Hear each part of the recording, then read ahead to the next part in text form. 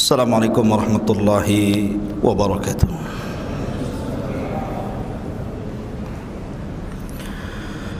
Alhamdulillah wassalatu wassalamu ala Rasulillah wa ala alihi wa sahbihi wa mawalah wa la hawla wa la quwata illa billahi wa ba'du. Alhamdulillah Allah subhanahu wa ta'ala masih memberikan waktu kepada kita untuk talabul ilmi. Tema yang kita akan sampaikan mengambil hikmah dan pelajaran dari kisah seorang Nabi yang paling sabar, sampai-sampai Nabi SAW berdoa agar dia diberikan kesabaran oleh Allah Azza wa Jal seperti yang Allah berikan kesabaran kepada Nabi tersebut. Siapa Nabi ini? Nabi ini dikenal di dalam Al-Quranul Karim, namanya Ayyub alaihi salatu wassalam.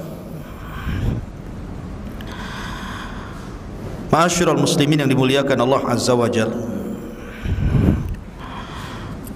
di dalam Al-Quranul Karim Allah subhanahu wa ta'ala berfirman dalam suratul Hajj ayat 11, wa minan nasi man ya'budullaha ala harfin fa in asabahu khairun itma'anna bihi wa in asabathu fitnatun inqalaba ala wajhihi khasirat dunya wal akhirah dzalika huwal khusranul mubin. Di antara sebagian manusia ada yang menyembah Allah di tepian. Apabila Allah subhanahu wa ta'ala uji dengan kebaikan, maka dia merasa tenang hatinya. Tetapi kalau Allah subhanahu wa ta'ala uji dengan keburukan, dengan fitnah, maka mulailah berubah wajahnya, sehingga rugi dunianya dan rugi akhiratnya. Dan itulah sebenar-benarnya kerugian. Ma'asyiral muslimin yang dimuliakan Allah subhanahu wa ta'ala, setiap manusia itu ada ujiannya. Tidak ada satupun manusia yang tidak ada ujiannya, hatta para nabi dan rasul. Dan Nabi SAW mengisyaratkan dalam sebuah hadis, inna asyaddal bala indallahil anbiya thummal amsalu fal amsal. Sesungguhnya yang paling berat ujian yang Allah timpakan adalah ujian yang Allah timpakan kepada para nabi, baru kemudian di bawah nabi, baru kemudian di bawah nabi. Dan Allah tidak mungkin menimpakan sebuah ujian kecuali sesuai dengan kadar keimanannya. Dan Allah juga tidak mungkin menimpakan ujian kecuali sesuai dengan kemampuannya. Tidak mungkin Allah memberikan ujian berlebih dari kemampuan hamba menghadapi ujian. Ma'asyiral muslimin yang dimuliakan Allah Azza wa Jalla, salah satu nabi yang diberikan ujian oleh Allah yang sangat dahsyat adalah Nabi Allah Ayyub alaihi salatu wassalam. Siapa Ayyub? Dijelaskan oleh Imam Ibnu Ishaq, kana rajulan minar Rum. Nabi Ayyub adalah seorang laki-laki dari Romawi. Ada yang mengatakan sebagaimana dikisahkan oleh Al-Imam Ibnu Asakir, bahwa ibunya Ayyub itu adalah putri daripada Nabi Allah Lut, keponakan Ibrahim alaihi salatu wassalam. Dan ayahnya adalah orang yang sezaman dengan Ibrahim, beriman dengan Ibrahim alaihi salatu wassalam ketika Ibrahim dilempar ke dalam api dalam kisah yang sudah saya kisahkan kemarin, Ashabul Ukhdud. Tetapi yang masyhur bahwa Ayub itu adalah keturunan Ibrahim. Tidak banyak dalam Al-Quranul Karim tentang kisah Nabi Ayub, hanya disebutkan dalam beberapa ayat. Begitu juga dalam hadis-hadis Rasulullah tidak banyak. Yang sahih itu cuma 2, lebihnya dhaif. Sehingga tidak banyak dikisahkan seperti kisah Nabi Allah Musa, Ibrahim dan yang lainnya. Karena dalam Al-Quran sendiri, dari 25 Nabi dan Rasul itu, yang sangat detail itu cuma sedikit. Seperti kisah Musa, Ibrahim cukup detail. Ada juga kisah itu yang hanya diisyaratkan secara global, tapi ada yang tidak dikisahkan seperti Yasa, Zulkifli. Nah, Zulkifli ini salah satu anak Nabi Ayub, nanti saya ceritakan di akhir cerita. Ya.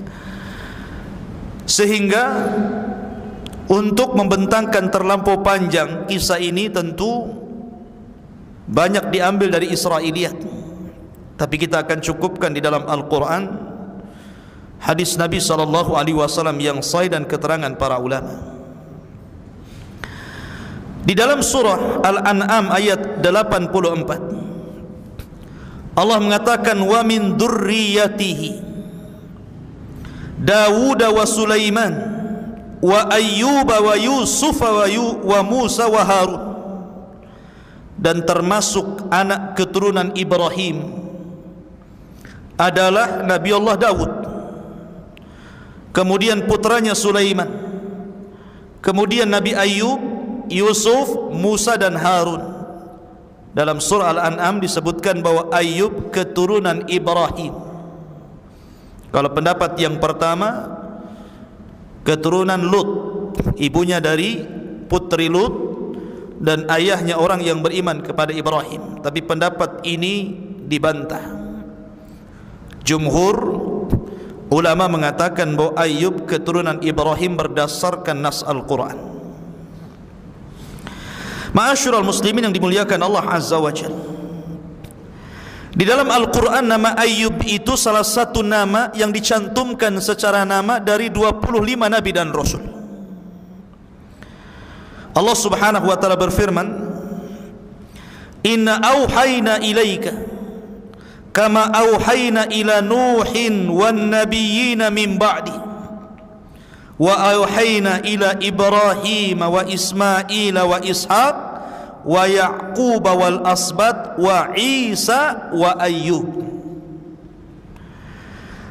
Sesungguhnya kami wahyukan kepada wahai Muhammad sebagaimana kami wahyukan sebelumnya kepada Nuh dan para nabi setelahnya. Kemudian kami wahyukan kepada Ibrahim, kepada Ismail, kepada Ishak, kepada Ya'qub dan Asbat, dan juga Isa dan Ayyub. Sini Allah subhanahu wa ta'ala menyebut kata Ayyub. Ayyub ini memiliki istri yang subhanallah sangat sabar. Ada yang mengatakan namanya adalah Liyah ibn Ya'qub. Apakah Ya'qub putra Ishak? Wallahu a'lam. Tapi nama perempuan ini adalah Liyah, wanita percontohan seluruh wanita. Sebagaimana suaminya sabar, dia juga sabar. Lalu apa ujian yang Allah subhanahu wa ta'ala berikan kepada Ayyub alaihi salatu wassalam? Disebutkan di dalam surah As-Sad. Ini ujiannya. Allah mengatakan dalam surah As-Sad ayat 41, wadhkur abdana Ayyuba idh nada rabbahu anni massaniya syaitanu binasbin wa adab.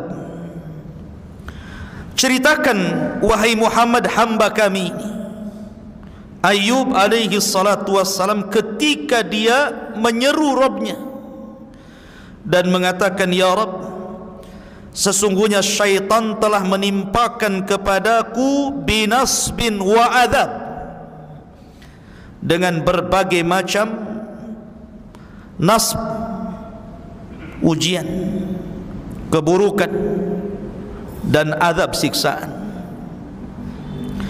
Ada yang mengatakan bahawa syaitan itu datang kepada Allah subhanahu wa ta'ala setelah dia menggoda Ayub dan tidak berhasil, dan mengatakan, wajar saja Ayub tidak bisa digoda wahai Rabb, karena engkau berikan nikmat yang banyak. Karena Ayub itu pemilik tanah yang luas di zamannya. Di desanya itu dia orang kaya, kebunnya luas, ternaknya banyak, emasnya melimpah, kaya raya, dan memiliki 14 anak, semua laki-laki dan sukses, dan memiliki wanita yang sangat sabar, pembantu-pembantu, pokoknya nikmat yang luar biasa. Sehingga syaitan mengatakan, kalau engkau uji dia, saya yakin Ayub tidak akan tahan dengan ujian itu. Tetapi Allah subhanahu wa ta'ala mensifati Ayub dengan kesabaran. Ayub itu orang sabar. Mulailah Allah subhanahu wa ta'ala menguji Ayub dengan cara pertama, menghilangkan seluruh kekayaannya. Panennya gagal, ternaknya kemudian mati, emasnya habis, bangkrut dia. Ma'asyiral muslimin yang dimuliakan, kalau ini terjadi kepada manusia biasa, kepada kita, anda, saya, dan yang lainnya, orang kaya tiba-tiba bangkrut, kira-kira apa yang terjadi? Kalau tidak gila mendadak, gantung diri. Jangankan orang kaya bangkrut, caleg nggak jadi saja telanjang naik genteng, stres, baru tidak menjabat padahal masih bisa periode berikutnya. Tapi Ayub itu abdun saleh, abdun sabir, hamba yang saleh dan sabar. Sabar dia. Inna lillahi wa inna ilaihi raji'un. Semua toh milik Allah, kembali kepada Allah. Zuhud, kekayaannya bukan dalam hati, kekayaannya di tangan, sehingga kalau menghilangkan kekayaannya, hatinya tetap kepada Allah subhanahu wa ta'ala. Kemudian setelah itu Allah uji lagi. Tiba-tiba kemudian seluruh putra-putranya meninggal dunia. Ada yang mengatakan dalam cerita Israiliyat, wallahu a'lam, bahwa syaitan itu menjelma orang, kemudian pura-pura mengundang putra-putra Ayub untuk makan-makan di rumahnya. Semua diundang. Ketika putra-putra Ayub dalam rumah itu, tiba-tiba syaitan kemudian merobohkan rumah itu dan menimpa putra-putra Ayub, mati semua. Ingat, meninggal seorang anak itu jauh lebih terasa dibandingkan meninggal orang lain. Kalau orang kehilangan orang tua itu musibah, kehilangan istri musibah atau nikmat? Antum? Nikmat Ustaz, bisa ganti yang baru. Musibah. Kemudian hilang suami, musibah. Jangankan lagi wafat, poligami saja dibilang musibah sama istrinya. Ya. Lah, semua ini musibah, apalagi yang meninggal adalah anak. Semua anaknya. Nabi pernah diuji dengan meninggal anaknya loh ya. Semua putra-putranya meninggal dunia, dan terasa sekali ketika Ibrahim putra beliau meninggal dunia. Itu lagi lucu-lucunya tuh. 1 tahun 8 bulan itu masih lucu-lucunya. Sehingga Nabi SAW sedih dan menangis. Ketika ditanya tangisannya, maka Rasul mengatakan, innal aina la tadma wa innal qalba la tahzan wa inna bifiraqika ya Ibrahim la mahzunun. Mata ini bisa berlinang air mata, hati ini bisa sedih, dan kepergianmu Ibrahim sungguh menyesakkan dadaku. Sedih kematian, apalagi 14 anaknya mati semua. Ujian yang terberat dialami Ayub alaihi salatu wassalam, tapi Ayub sabar. Ya. Ujian yang ketiga lebih parah lagi, di mana Ayub alaihi salatu wassalam diberikan penyakit judah, penyakit kulit, yang dijelaskan oleh para ulama bagaimana jenis penyakitnya itu. Jadi Ayub alaihi salatu wassalam ketika ditimpa penyakit kulit itu sampai dagingnya itu terkelupas dari tulangnya. Jadi sedikit demi sedikit dagingnya itu terkelupas jatuh. Ada yang mengatakan benjolan penuh nanah dan darah, dan itu belum pernah terjadi pada zaman kaumnya. Subhanallah. 3 musibah ikhwatu fiddin. Siapa yang bisa tahan dengan 3 musibah ini? Orang kaya tiba-tiba bangkrut, meninggal seluruh putra-putra yang menjadikan kebanggaannya, karena Allah yang mengatakan bahwa al-malu wal banun zinatul hayatid dunya.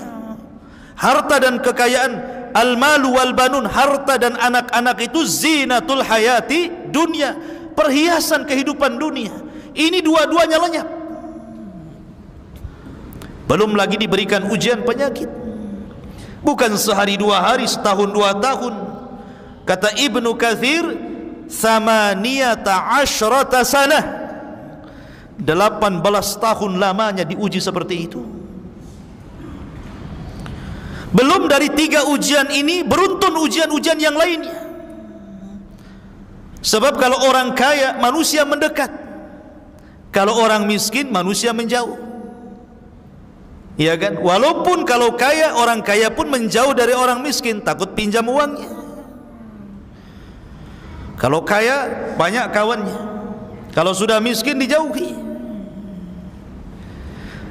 Kemudian diuji dengan putra-putranya yang meninggal dunia.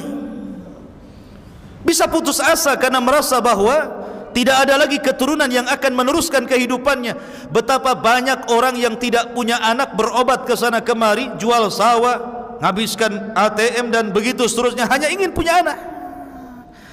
Tapi ketika Allah uji anak itu, Allah wafatkan, gimana tidak sedih? Belum lagi penyakit.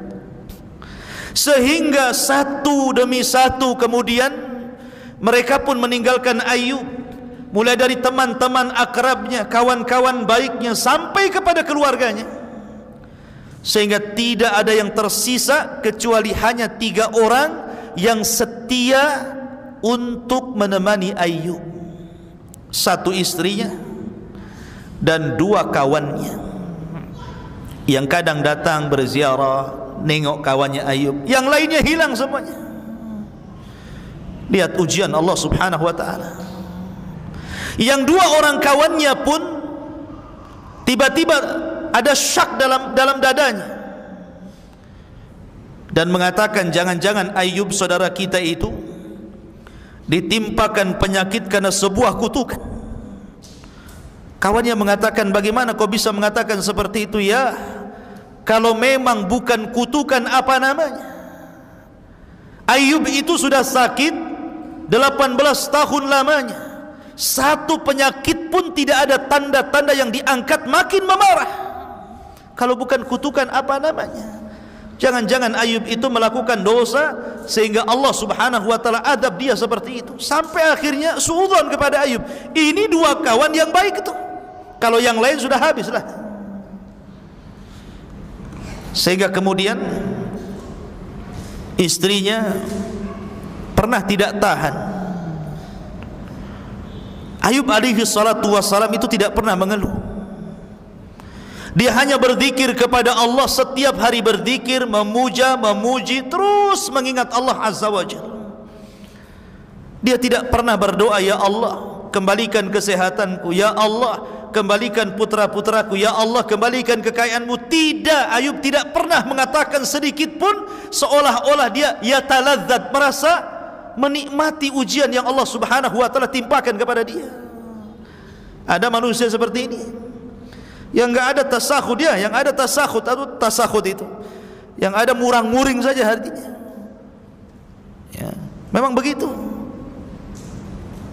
Dulu pejabat, kemudian pensiun, sudah tua, masih merasa pejabat saja, bawaannya marah terus. Orang dianggap bawahannya, tetangga di bawah anggotanya, tetangga dianggapnya anggotanya, padahal udah sama tuh, kan gitu ya. Dulu merasa jadi polisi, jadi tentara, sudah pensiun merasa jadi polisi saja itu. Kadang orang seperti itu. Ya. Jadi siapa yang tahan? Lihat. Makanya saya katakan ini percontohan Ayub ini yang tidak dimiliki orang-orang. Makanya kalau ada orang yang berdoa, saya ingin sabar seperti saya sabar Ayub, tidak akan bisa. Anda tidak mungkin bisa sesabar Ayub. Karena Ayub itu luar biasa istimewa di hadapan Allah kesabarannya. Enggak ada orang yang bisa sabar Ayub itu. Ma'asyiral muslimin, sampai istrinya mengatakan, ya Ayub, lau da'auta rabbaka fa innahu sayastajibu lak. Wahai Ayub suamiku, seandainya engkau berdoa kepada Allah subhanahu wa ta'ala, berdoalah agar Allah menyembuhkan penyakitmu. Minimalnya mintalah kesembuhan. Sudahlah yang lain itu bisa dicari, bisa diupayakan. Yang penting kau jangan sakit. Ya. Istrinya meminta kepada Ayub untuk berdoa kepada Allah, karena Ayub itu tidak mau berdoa meminta kesembuhan. Dia asik berzikir, memuja, memuji, terus mengingat Allah saja. Ayub mengingatkan nikmat kepada istrinya. Dia mengatakan kepada istrinya, wahai istriku, berapa lama kita diberikan nikmat oleh Allah, diberikan kekayaan, diberikan anak-anak, dihormati orang, dihargai, dipuji, berapa lama? Kata istrinya, thamaniyata sana, 8 tahun wahai suamiku.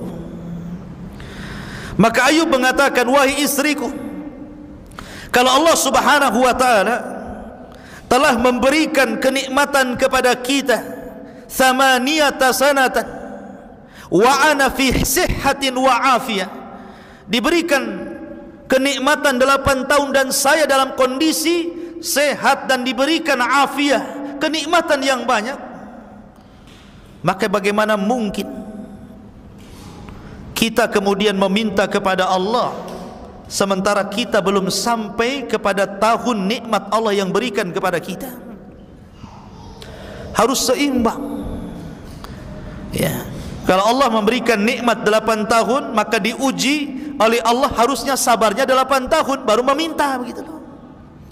Ini enggak diberikan nikmat banyak, kita ini kadang-kadang ya, subhanallah, sampai dimudahkan urusannya, sekali diuji oleh Allah langsung kemudian dia terkapar.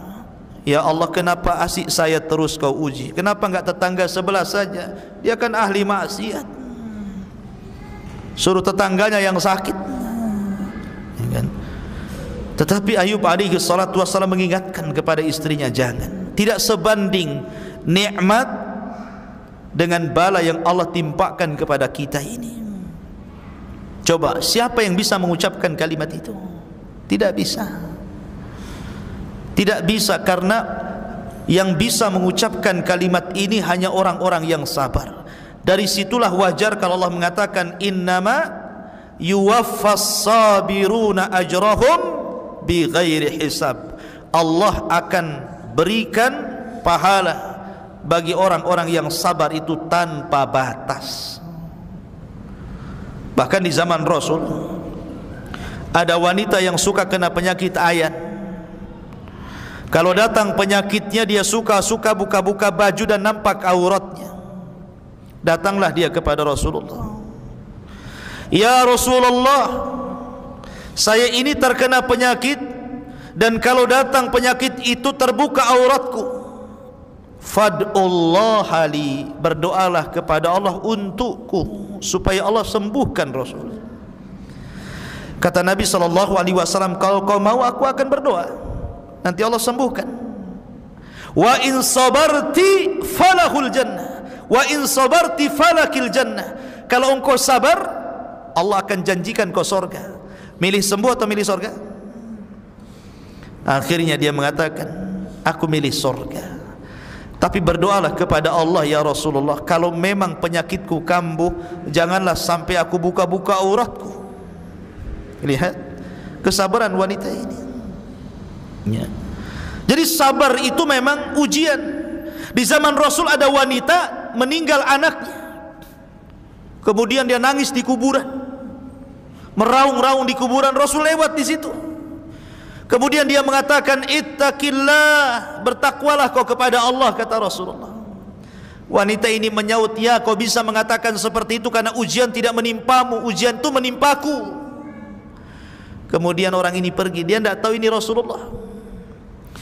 Kemudian ditanya, ya fulana, Rasulullah lah yang tadi yang nasihati kamu. Akhirnya dia kaget. Dikejarnya Rasul sampai ke rumahnya, rupanya tidak ada bawabah. Rumahnya Rasul itu tidak ada security, apalagi gerbang, apalagi dikasih anjing galak, tidak. Rasulullah itu rumahnya blong, semua orang bisa masuk, padahal orang nomor 1 tuh. Sekarang baru sekelas RT saja ada satpamnya, ya. Nabi SAW terbuka rumahnya, datang wanita itu minta maaf. Maka Rasul menasihati, inna sabra fi sadmatil ula, kata Rasulullah. Sabar itu dianggap sabar itu pada pukulan pertama. Ketika hari ini kena musibah, hari ini kita sabar, itu namanya sabar. Kalau sudah 1 bulan bukan sabar, kadong namanya. Ya, sabar itu ketika kena musibah, di awal kali acap musibah itu datang, itulah sabar. Ya. Ma'asyiral muslimin yang dimuliakan Allah Azza wa Jalla, ketika Ibrahim alaihi salatu wassalam, Ayub alaihi salatu wassalam semakin memarah sakitnya, yang mencari nafkah siapa? Istrinya. Istrinya yang mencari nafkah ke sana kemari. Subhanallah. Kalau seandainya wanita sekarang memposisikan menjadi istrinya Ayub, pasti langsung datang ke pengadilan agama. Minta apa? Khulu, kan gitu ya. Karena wanita sekarang, maaf ibu ya, akalnya kurang.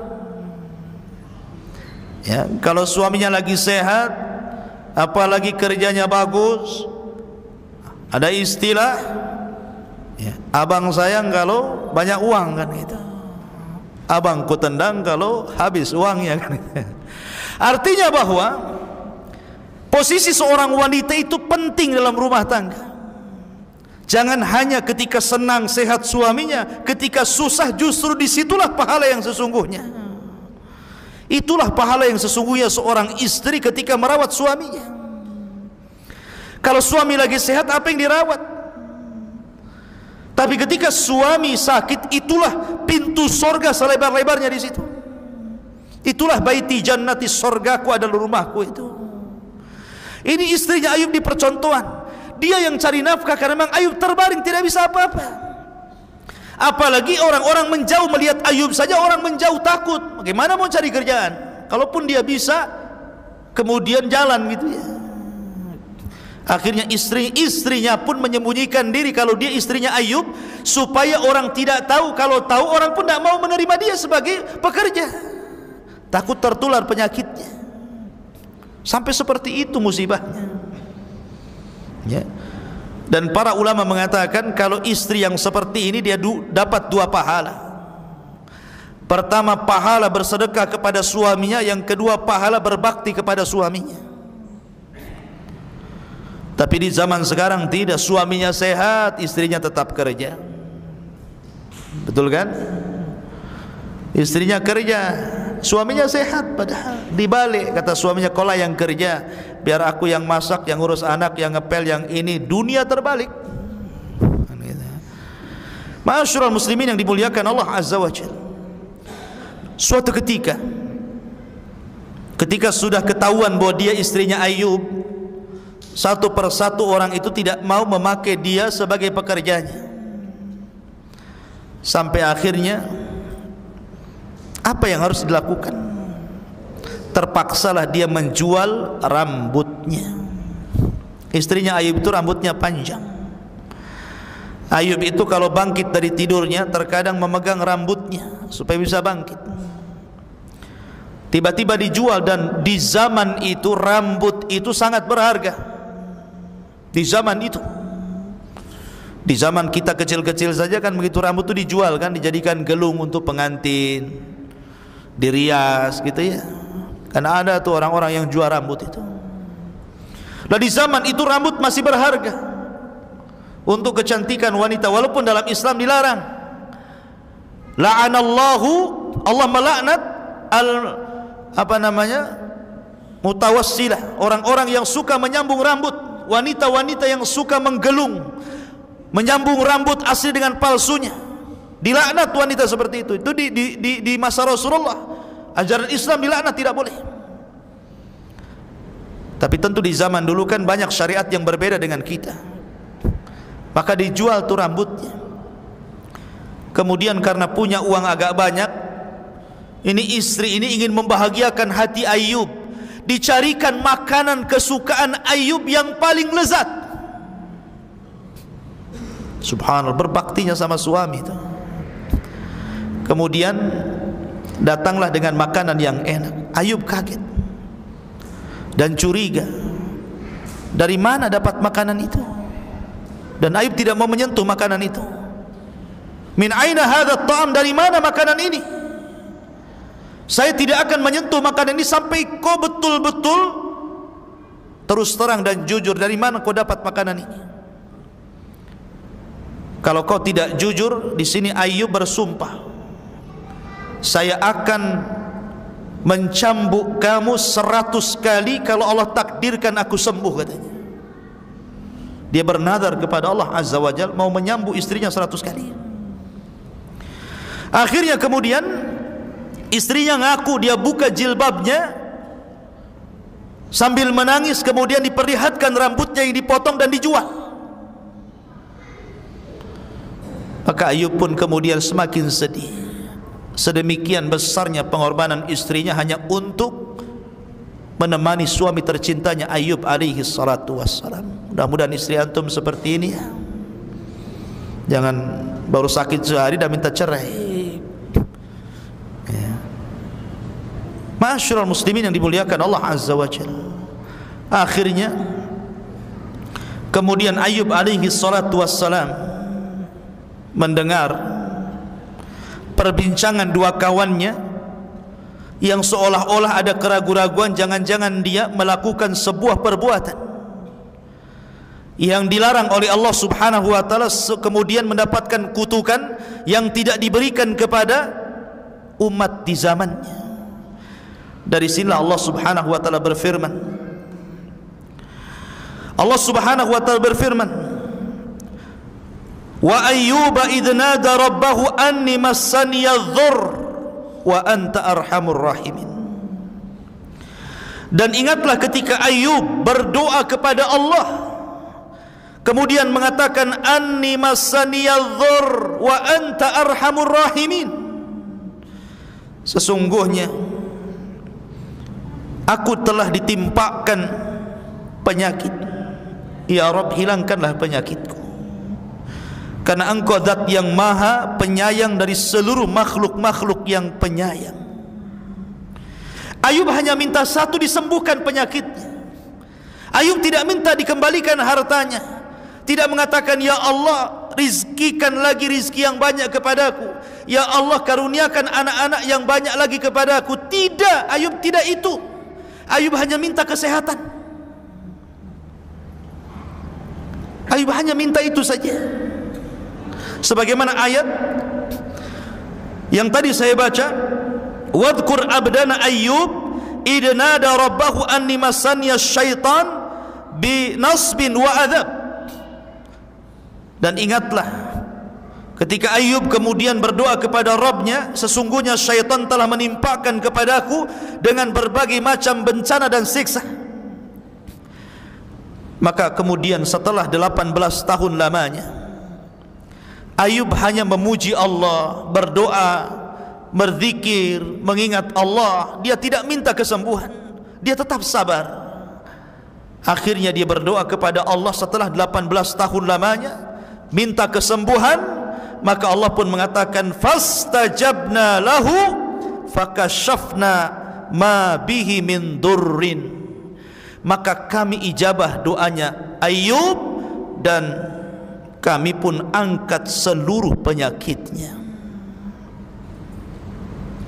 Bagaimana caranya? Allah berfirman, uduk urkud birijlika hadha mughtasalun baridun syarabun. Ya Ayub, hentakkan kakimu, nanti akan muncul air dari bumi. Air itu dingin, gunakanlah untuk mandi dan minumlah dari air itu. Maka Ayub pun kemudian menghentakkan kakinya sesuai dengan perintah Allah, keluar air. Ketika itu kebiasaan istrinya mengantar Ayub ke kamar mandi. Kalau sudah selesai, maka istrinya datang kemudian memapahnya lagi kembali ke tempat pembaringannya. Ketika itu istrinya lupa, sudah mengantar kemudian dia pergi sehingga dia lupa. Harusnya ini sudah waktunya Ayub selesai dan diantar lagi. Rupanya Ayub diperintahkan Allah untuk menghentakkan kakinya, keluar air dari tanah. Kemudian Ayub pun mandi dari situ. Ketika dia mandi, seluruh penyakitnya hilang. Subhanallah, biiznillah, dengan izin Allah subhanahu wa ta'ala, penyakitnya hilang. Itu penyakit badan itu.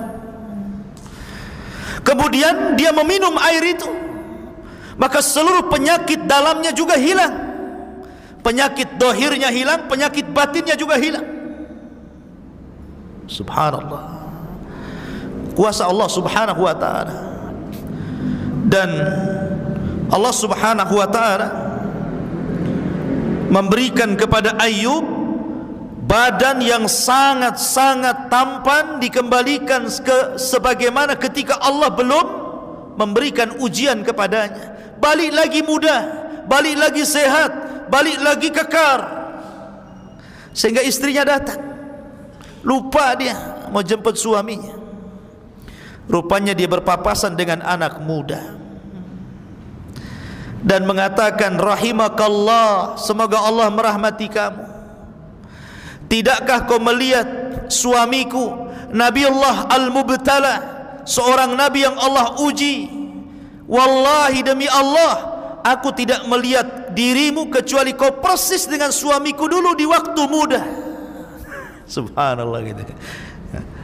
Katanya Ayub senyum saja Ayub ya. Dia mengatakan, fa ana Ayub, saya ini Ayub. Subhanallah, banyak dia Ayub. Di sini Allah subhanahu wa ta'ala mengatakan, wa wahabna lahu ahlahu wa mislahu ma'ahu rahmatan minna wa dzikra liulil albab. Maka kami kemudian berikan lagi keluarganya dan yang semisal mereka sebagai rahmat dari kami dan untuk diingat bagi orang-orang yang punya akal. Dalam ayat yang lain, wa atainahu ahlahu wa mislahum ma'ahum rahmatan min indina wa dzikra lil abidin. Dan kami datangkan kembali keluarganya dan yang semisal mereka bersama mereka sebagai rahmat dari sisi kami dan untuk sebagai peringatan bagi hamba-hamba yang senantiasa beribadah kepada Allah subhanahu wa ta'ala. Ma'asyiral muslimin yang dimuliakan Allah azza wa jalla, ada beberapa penafsiran bahwa ketika Allah subhanahu wa ta'ala mengembalikan putra-putranya, ada yang mengatakan ahyahumullahu bi'a'yanihim, artinya Allah hidupkan kembali yang sudah mati itu hidup lagi. Itu satu penafsiran. Penafsiran yang kedua, artinya ajarahu fi man salafa wa awadahu anhum fid dunya badalahum, artinya Allah memberikan balasan dan ganjaran yang besar terhadap kesabaran Ayub yang di waktu diberikan musibah dia tetap bersabar.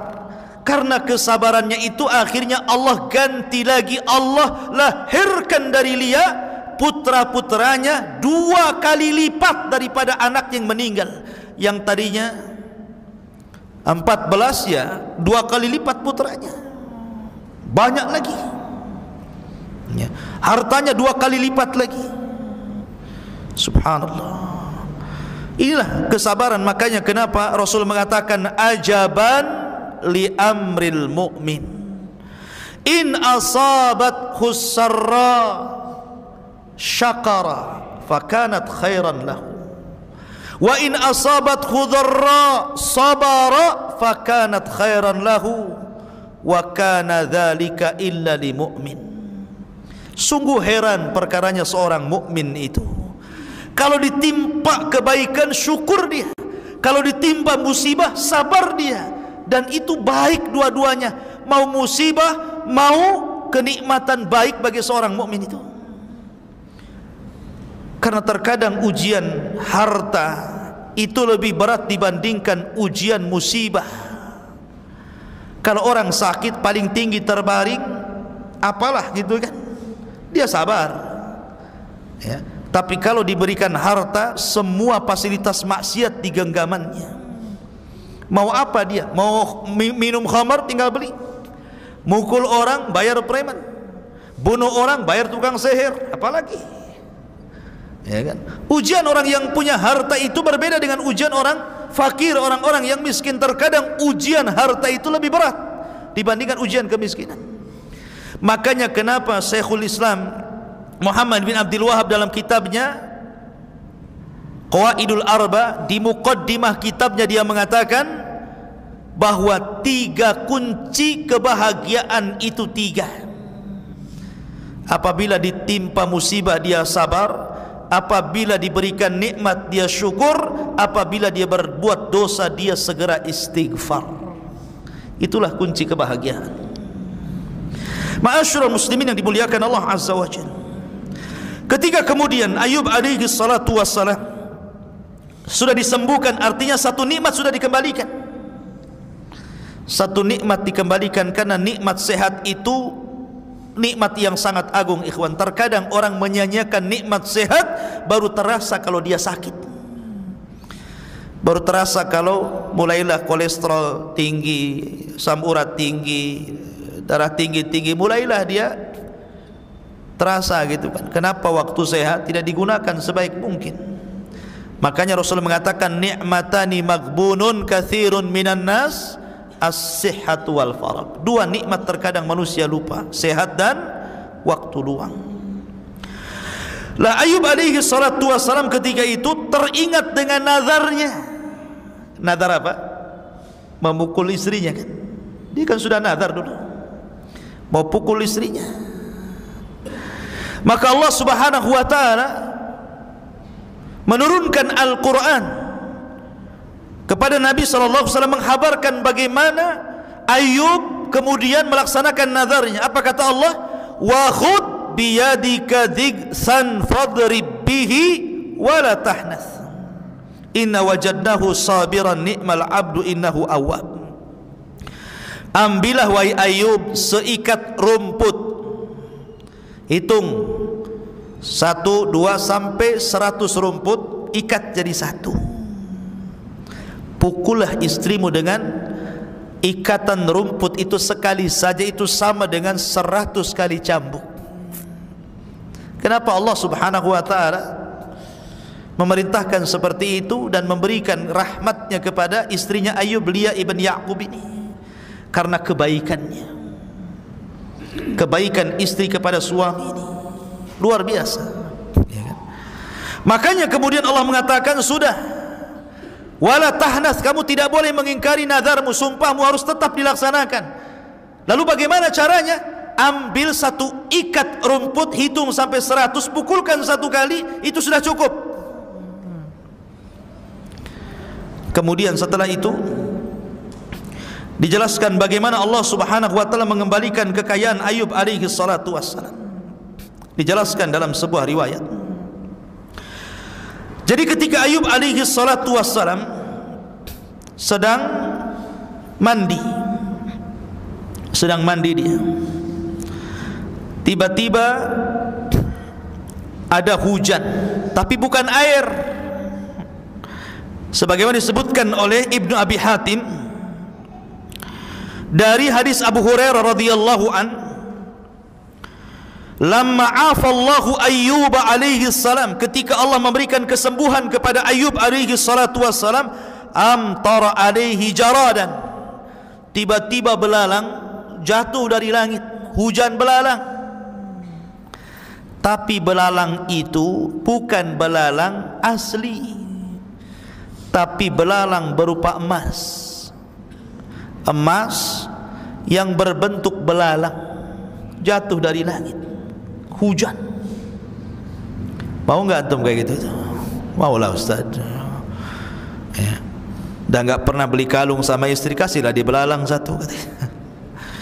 Jadi belalang emas ya, jaradan min zahab, faja'ala ya'khudhu biyadihi, maka kemudian Ayub pun mengutip satu-satu itu belalang emas itu, wa yaj'alu fi thawbihi, kemudian dikumpulkan di pakaiannya.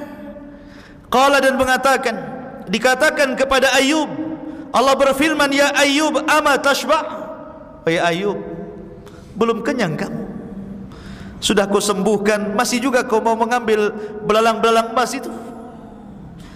Maka Ayub mengatakan, ya Rabb, wa man yashba' min rahmatika, ya Rabb, siapa yang kenyang dari rahmat-Mu? Saya tidak pernah kenyang untuk mendapatkan belas kasih sayang, kasih sayang-Mu. Aku tidak akan pernah kenyang untuk terus meminta kasih sayang-Mu ya Rabb. Akhirnya kemudian dikumpulkan emas-emas itu sampai akhirnya satu lumbung, semuanya emas belalang itu. Disitulah Allah subhanahu wa ta'ala kembalikan lagi kekayaannya. Dia beli lagi kebun, dia beli lagi ladang. Kemudian orang pun mulai satu persatu mendekat kepada Ayub alaihi salatu wassalam. Maka Ayub dikembalikan semua nikmatnya. Al jaza'u min jinsil amal, balasan itu disesuaikan dengan amalannya. Sabar itu indah, dan kemenangan itu ada pada kesabaran. Ma'asyiral muslimin, sebagaimana putranya, sebagaimana Ayub adalah hamba Allah yang sabar. Ayub diberikan banyak putra, dan salah satu putranya yang kemudian diperselisihkan apakah dia nabi ataukah bukan, tetapi karena Al-Quran menyebutkan secara nas namanya, maka jumhur mayoritas ulama mengatakan dia seorang nabi. Namanya Dzulkifli ibn Ayyub, namanya Bishr ibn Ayyub, kemudian kunyahnya Dzulkifli. Kenapa disebut Dzulkifli? Ini kita kisahkan sedikit. Karena kisah Dzulkifli ini dalam Quran tidak disebut kecuali di 2 ayat, dan tidak banyak riwayat yang menceritakan tentang Dzulkifli ini, sehingga susah menceritakannya. Lah ketika Allah menyebutkan tentang cerita Ayub, maka Allah mengatakan, wa Ismaila wa Idrisa wa Dzulkifli kullun minas sabirin. Setelah Allah bercerita tentang Ayub, ayat setelahnya apa? Dan Allah sebutkan dan Ismail, kemudian Idris, kemudian Dzulkifli. Tiga nabi ini termasuk hamba Allah yang sabar. Ismail ada orang yang paling sabar. Ketika ayahnya mengatakan, inni ara fil manami anni adzbahuka fangdur madza tara. Hai Ismail, semalam abimu bermimpi aku menyembelih dirimu, bagaimana pendapatmu? Itu kalau seandainya antum bercerita kepada anakmu, nak, bapakmu semalam mimpi nonjok kamu. Apa kata anaknya? Bapak aja lah yang ditonjokkan gitu. Ini disembeli bukan ditonjok, disembeli. Tapi Ismail sabar. If'al ma tu'mar satajiduni insyaallahu minas sabirin. Lakukan saja, lakukan saja wahai bapakku, kau akan mendapati aku termasuk hamba Allah yang sabar.